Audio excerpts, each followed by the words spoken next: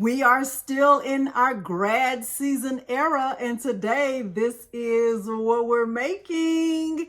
Let's get started. Hello, everyone, and welcome to Crafting with Delonda. It's me again, Delonda, and thank you so much for joining me today. Today we are going to be making a grad tile, very similar to this Milo tile that I made a couple of years ago. I'm going to show you all the things. I'm going to take you step by step through this process. At the end of this video, if you find it helpful, please remember to like the video, subscribe to this channel, and turn on the bell for notifications because I do upload new content every single week. Now, without further ado, let's look at the materials and get started. The materials I'm using for this project include my Cricut Maker. However, you could also do this from any other full-size Cricut cutting machine. I'm using a green standard grip mat, these mini easels that I purchased from Amazon, Ava vinyl sticker paper, this 4x8 approximately glass tile that I purchased from Lowe's, Oracal clear transparent vinyl. This glass tile that I purchased from Lowe's, if I'm not able to leave the link, I will make sure to leave the SKU number that you could use when you are ready to purchase. I find it better to purchase online and then have the order ready instead of going to the store to look for these because they're not always the easiest to find. All right, let's head over to Cricut Design Space so that I can show you how to set up the photos. This is a similar project that I've done. Of course, this is with our sponsor, Milo, but this time our project is going to use the word grad. Let's get started. I am in Cricut Design Space, and the first thing I'll do is click New Project and Blank Canvas. And what I'll do now is go over here to the panel on the left and select the T for text. My caps lock is on, and the text that I'm going to type is the word GRAD, G-R-A-D. And I'll come up here to the font selection, and I'm going to make sure I have a system font selected. The one I'm using is one that's called Impact. And I'll click it here and just click out so I can see that my font has changed to this text right here. And I'm going to make it big so I can kind of look at it and make sure the photos fit nicely. Once I have the text selected and I have made it bigger on my screen, the next thing I'm going to do is go up here to operation, and I'm going to change the operation from basic cut to pin. This way, once I start to add the photos, I can see how they fit in with the letters. Now that I have my operation type changed to pin and my text selected, I am going to go right here to the layers panel, and I'm going to select the option to ungroup the letters. Now, instead of all of this being one layer, I have 4 layers for each different, 1 layer for each different letter. Okay, so now I'll start to upload my photos. So I'll click upload, and you will just upload your photos from wherever you have them saved. My photos are saved in my downloads folder. So I'll go with this first photo. I'll start with this one right here, and I'll click add to canvas. And when the photo comes in, I can see that it is on top of my letters. What I'll do is just click on the photo from the layers panel, and I'll just drag it down so that it's behind the letters. And because I have the view on my screen so big and I have the letters resized, I can see where this photo will fit the best. So I can kind of look at it like, do I want it here behind the R? Will it look nice back there behind the A? And I can just make a decision about it. So from what I'm looking at, I'm going to just resize the photo just a little bit. I need to make sure the photo is bigger than the letter, and I can see whatever I'm trying to put in the letter. So I can see that if I use the photo this way, the middle of my son's face will be cut out, and I don't really want that, of course. So I can kind of move it over and see if it'll fit in the R nicely. I think this will fit in the R perfectly. So what I'll do is select the photo and hold my shift key, and I'll select the letter R. And with the R and the photo selected, I will click slice.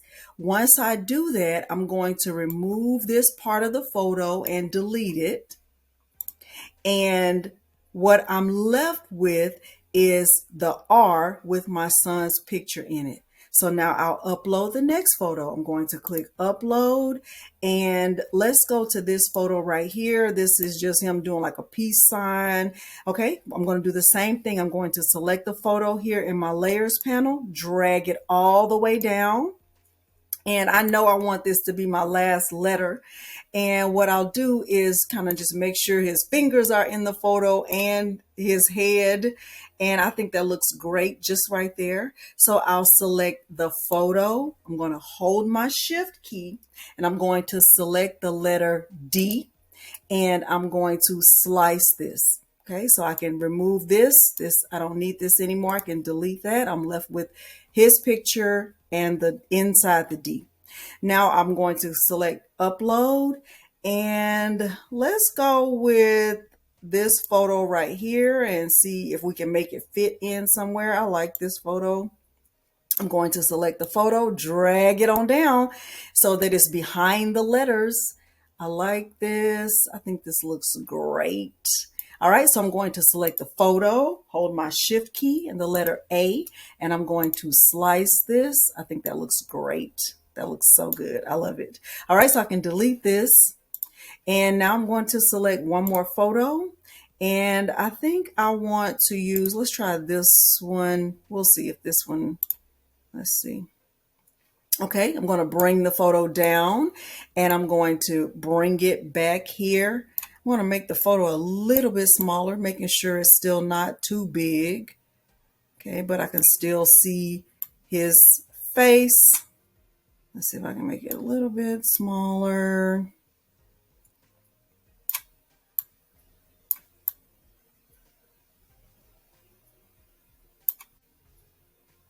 Okay, I can just make it fit over here on this side of the G.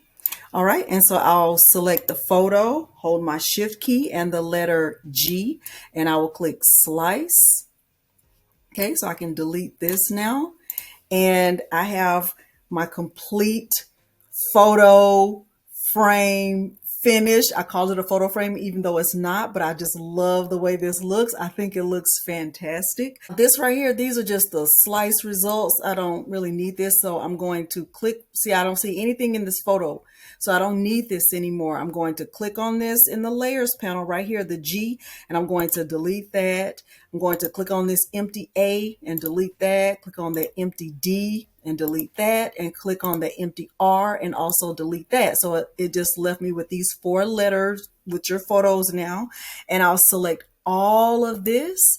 And what I'll do is I will click attach so that it is all attached. And now what I'll do is bring the view down on my screen just a little bit. I will go over to shapes, and I will select a square. And I'm going to change the square from a basic cut.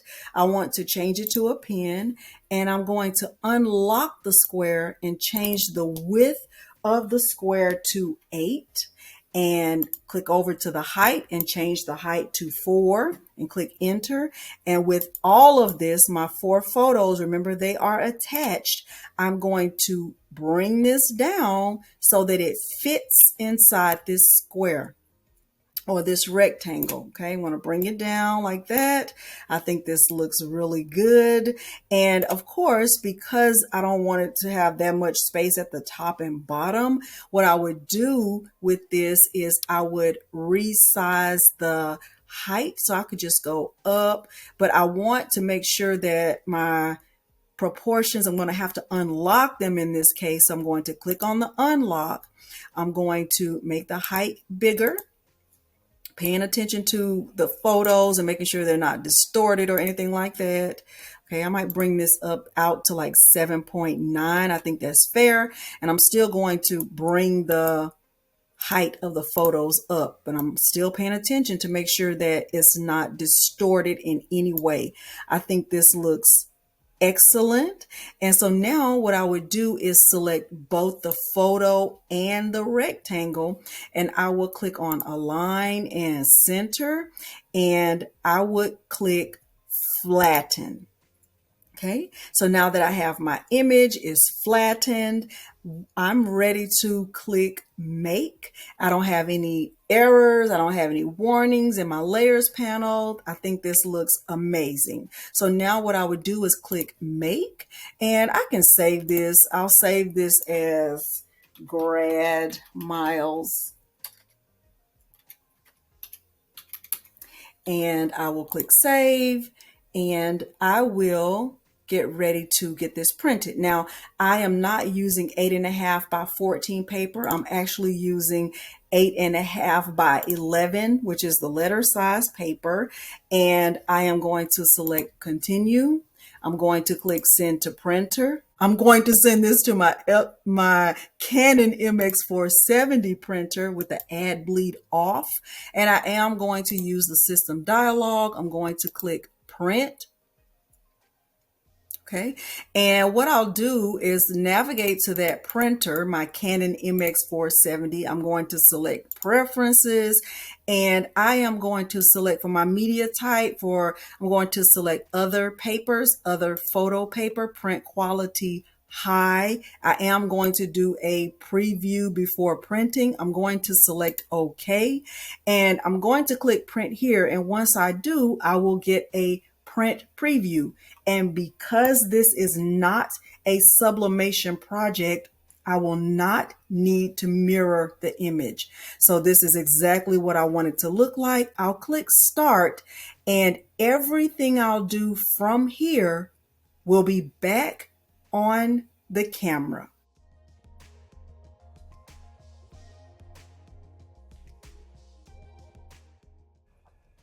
I have my printed image right here, and what I'm going to do is place it on the mat and let my Cricut cut it. If you are planning to use the Oracal transparent vinyl, you can try to cut a big enough piece and place it on the vinyl sticker paper so it can be cut at the same time. I have not had success doing it that way. So what I'm going to do is let my Cricut cut this first. I'll place this on the glass, and then I will place this on top afterwards. So this will be my last step. Let's get this cut out.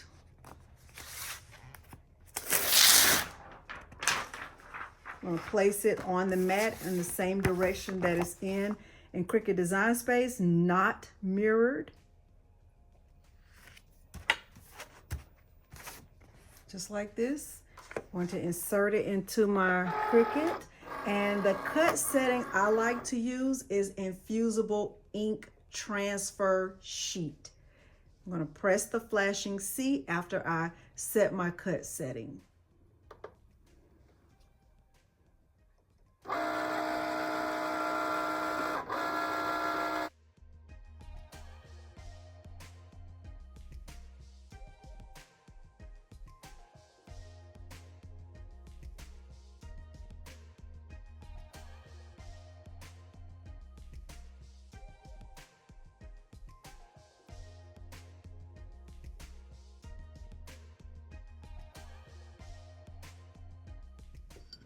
So I'll put the glass here.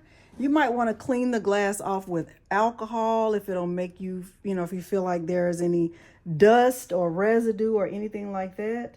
I'm going to remove this from the backing. I can use a weeding tool.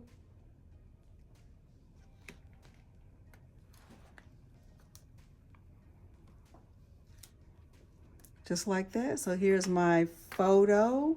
And I think this looks so good. I placed the photo on the glass towel without even realizing that I wasn't recording. And I decided it would be best if I let my Cricut cut the Oracal transparent vinyl so that I would have a nice smooth cut. Okay, so I have my glass tile. I have the vinyl cut. This part makes me very nervous. I'm not even going to pretend like I'm not, because I am. And I'm just going to lift this from here, and I'm going to do my very, very best to place this down without getting any of those pesky air bubbles. So I'm going to use the taco method and pray that it goes well. So I'm just gonna, because once this is down, it's down. It's not, there is no picking it up and repositioning or any of that. Okay. So we got a few, still got some bubbles right there. I'm gonna try to squeegee those out. I'm gonna try my best.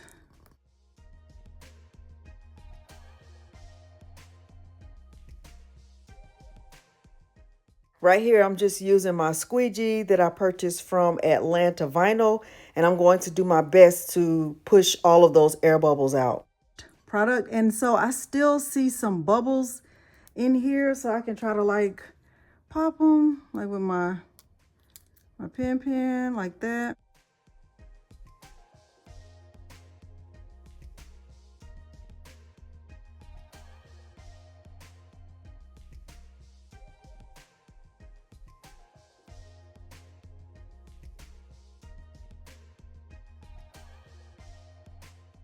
So this is my finished glass tile, Grad tile. And here's my little miniature easel. And these work perfectly for this. And that is the finished product. So hopefully you have found this tutorial helpful. If you did, please remember to like the video, subscribe to this channel, and turn on the bell for notifications, because I do upload new content every single week. Thank you so much for joining me today, and thanks for watching. Bye.